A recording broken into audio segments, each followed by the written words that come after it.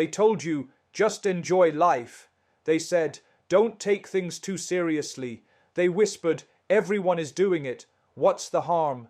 And slowly, without force, without chains, without noise, you drifted, not because you were evil, not because you rejected truth, but because you trusted the wrong voices.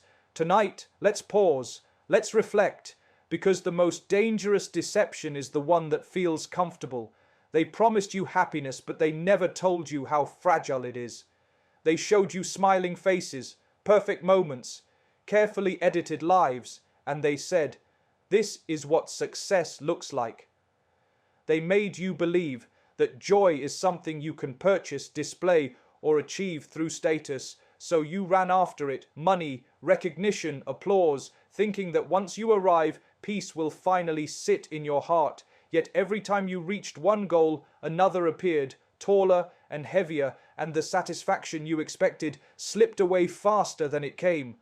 The world promised fulfillment, but it only delivered distraction, keeping you busy enough to forget what you were truly searching for.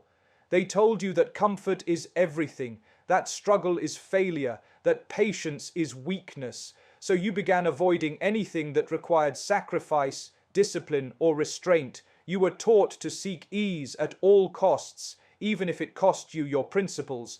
But they never told you that a life without purpose becomes exhausting, that constant pleasure dulls the soul, and that comfort without meaning slowly suffocates the heart. The world advertised freedom, but it quietly chained you to desires that are never satisfied, wants that multiply, and fears that grow the more you own. They promised you importance through comparison. They measured your worth by numbers, by likes, by followers, by how many people know your name.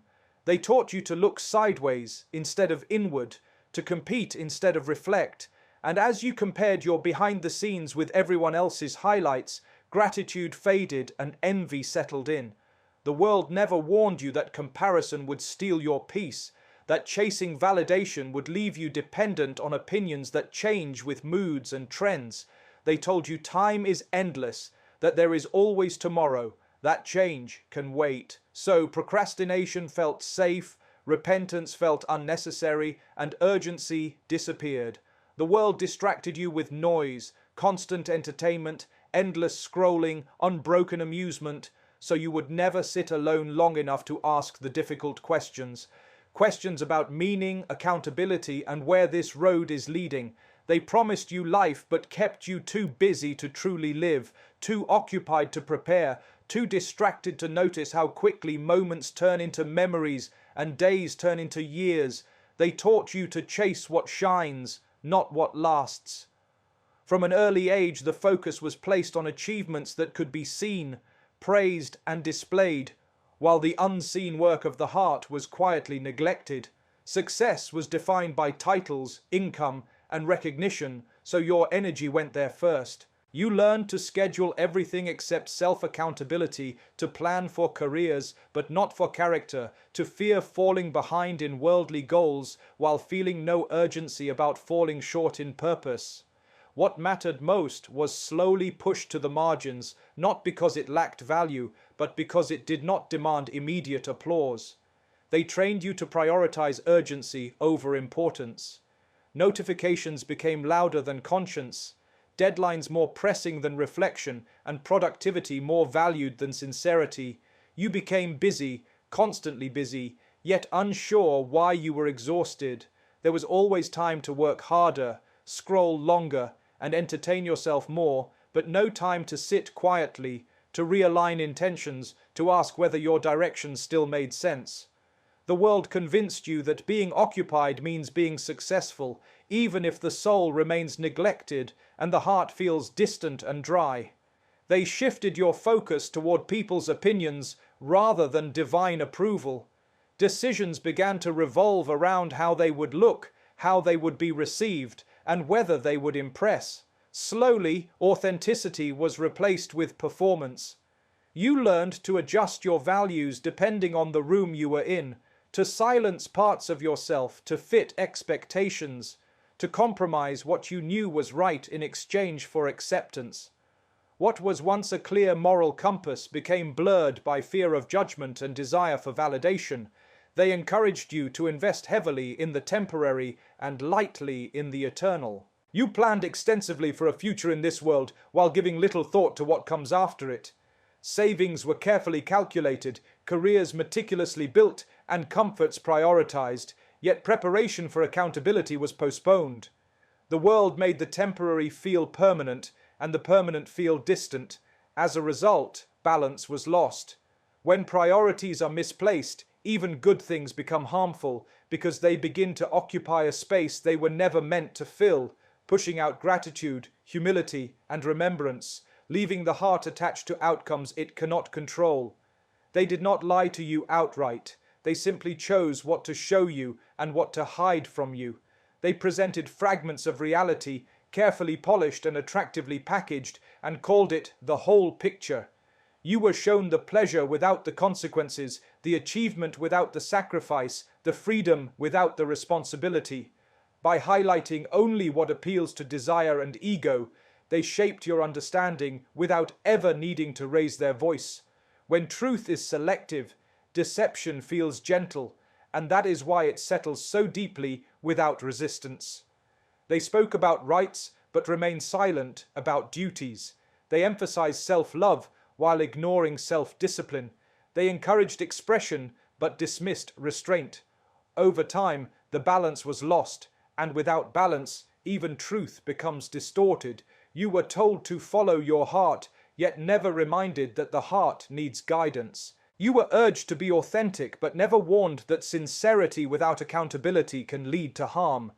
By removing responsibility from the conversation, they made every choice feel justified, even when it quietly damaged the soul. They highlighted success stories, but concealed the emptiness behind them. You saw people who had everything yet rarely saw the anxiety, the loneliness, the lack of peace that followed them into private moments. The world showed you the destination but not the cost, the applause but not the internal struggle, the luxury but not the loss. This selective truth made you believe that fulfillment is guaranteed if you just reach a certain level without ever asking what you might have to surrender along the way. They spoke often about tolerance but rarely about truth. Everything became relative, adjustable, flexible to personal preference. Clear lines were blurred and absolutes were made uncomfortable. You were taught that questioning is progress, but conviction is rigidity. As a result, certainty felt embarrassing and clarity felt extreme. When truth is trimmed to fit comfort, guidance disappears. What remains is confusion disguised as openness, freedom without direction, and knowledge stripped of wisdom, leaving the heart unsure of what to hold on to and what to let go. At first, the inner voice was clear and gentle, reminding you without shouting, correcting you without shaming.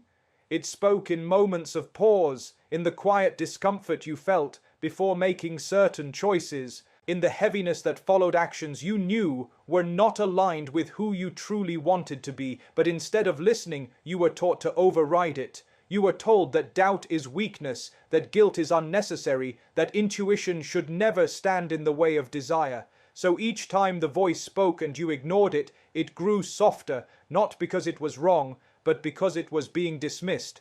They encouraged you to drown it out with noise. Constant entertainment, endless conversation, uninterrupted distraction became the norm.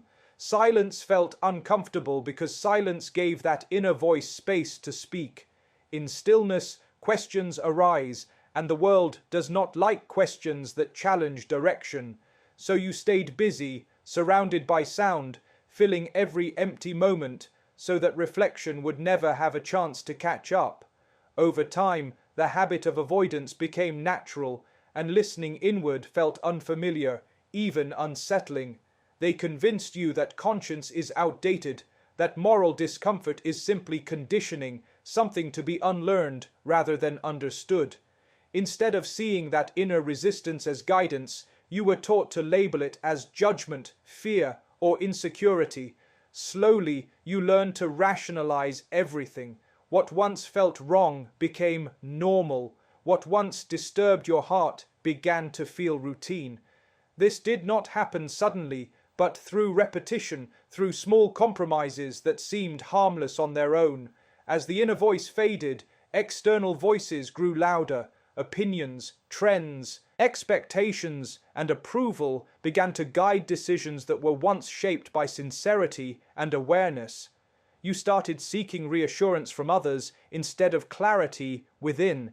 Yet even when buried, that voice never fully disappears. It waits beneath the layers of justification and distraction, resurfacing in moments of exhaustion, in the quiet ache that appears when the world finally goes silent, reminding you of who you were before you learned how to ignore yourself. At first, it shocked you. You noticed it clearly, the discomfort, the hesitation, the sense that something was not right. Certain actions, words, and choices felt heavy on the heart, and you questioned them. But you were told not to overthink, not to be so strict, not to judge. You were reminded that times have changed, that values evolve, that everyone does it now. What once felt unacceptable was slowly reframed as normal, and because the change was gradual, you barely noticed yourself adjusting. Repeated exposure softened resistance. When something wrong is seen often enough, it begins to lose its weight. The shock fades, the conscience quiets, and the heart adapts in order to survive the contradiction. Jokes were made about things that once demanded seriousness. Behaviors that once required shame were now celebrated as courage. The line between right and wrong did not disappear all at once. It was gently blurred until it became difficult to tell where it once stood. When wrong is repeated without consequence, it begins to feel harmless, even justified. They changed the language first. Sin was renamed as struggle. Disobedience became personal choice. Accountability was labeled as judgment. By altering words, they altered perception. Once the language changed, the heart followed.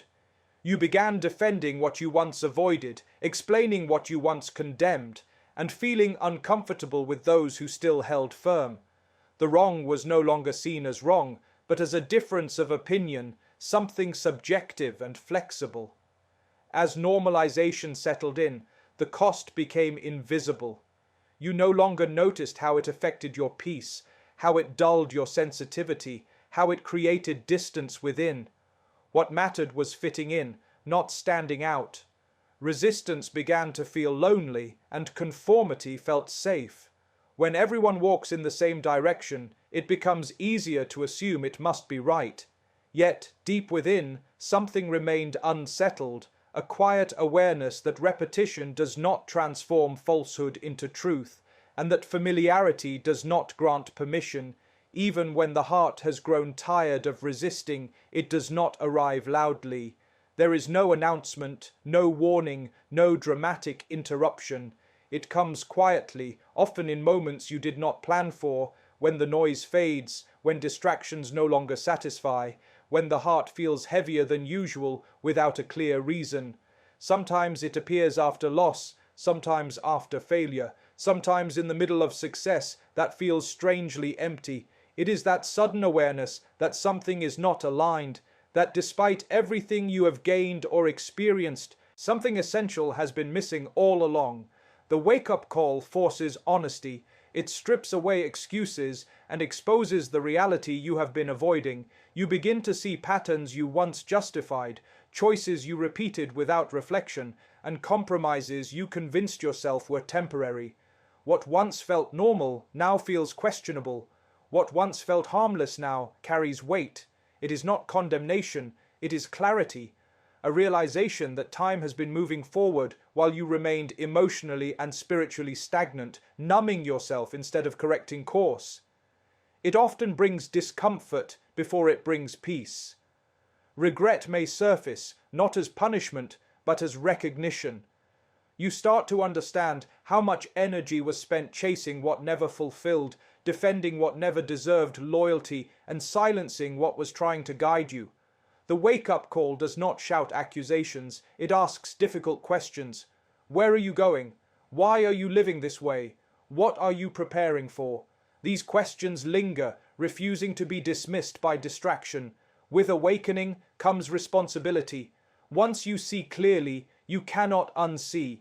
Awareness removes the comfort of ignorance. The heart begins to long for realignment, for sincerity, for a return to what feels true and grounding. The world may not change around you, but something shifts within. The wake-up call is that moment when denial weakens and truth becomes unavoidable, when you realize that continuing the same path requires more effort than turning back, and that deep down, you have always known the direction you were meant to take. So reflect deeply, because this was never about blame, nor was it meant to create despair. It was about awareness, about recognizing how subtly the heart can be pulled away, how gently truth can be diluted, and how easily wrong can be dressed as normal. The world did not overpower you, it distracted you. It did not force you to change, it persuaded you to forget. And in that forgetting, distance was created between who you are and who you were meant to be. Yet the greatest mercy is that awareness itself is a gift. To realize deception is already a form of guidance. To feel discomfort is proof that the heart is still alive. No matter how far one drifts, the path back does not disappear. It waits quietly, requiring honesty, humility, and the courage to realign priorities. What was silenced can still be heard. What was misplaced can still be restored. What became normal can still be questioned. This is not a call to withdraw from the world, but to walk through it with clarity, to engage without losing direction, to succeed without selling the soul, to enjoy blessings without forgetting accountability. When truth is held firmly, the noise loses its power. When purpose is clear, distractions lose their grip. And when the heart returns to what grounds it, peace follows naturally, not as a reward from the world, but as a result of alignment, sincerity, and remembrance.